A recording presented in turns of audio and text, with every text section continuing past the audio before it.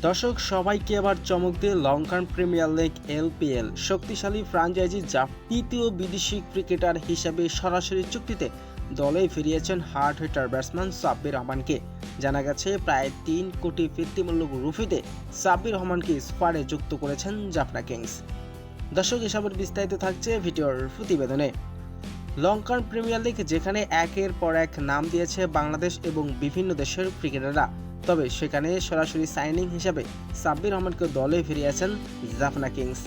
দীর্ঘদিন জাতীয় দলের বাইরে থাকলেও টি-20 ক্রিকেটে নিজেকে আকর্ষী ব্যাটিং আর অভিজ্ঞতার কারণে এখনও ফ্র্যাঞ্চাইজিগুলো নজরে রয়েছেন সাব্বির রহমান। মিডল অর্ডারে দ্রুত রান তোলার ক্ষমতা, ফিনিশিংয়ের দক্ষতা এবং কার্যকরী লেগ স্পিন সব মিলিয়ে দলের হয়ে নিজেকে স্কোয়াডে এবং ভারসাম্য হিসেবে সাব্বির রহমানকে দলে দেখতে চান জাফনা কিংস।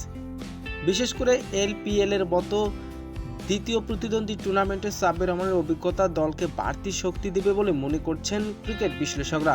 ইতিমধ্যে বেশ কয়েকজন বিদেশি তারকার দলে ফিরিয়েছেন শিরোপা ধরে রাখার জন্য। জাফনা কিংস ইতিমধ্যে সাব্বির রহমানকে দলে ফিরিয়েছেন ৩ কোটি প্রায় ভিত্তিমূলক সাব্বির রহমানকে।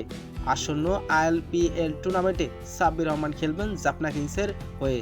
প্রিয় দর্শক, সাব্বির রহমান যদি এলপিএল খেলে তাহলে আপনার কেমন লাগবে দর্শক জানিয়ে দিন আপনার মূল্যবান মতামতটি।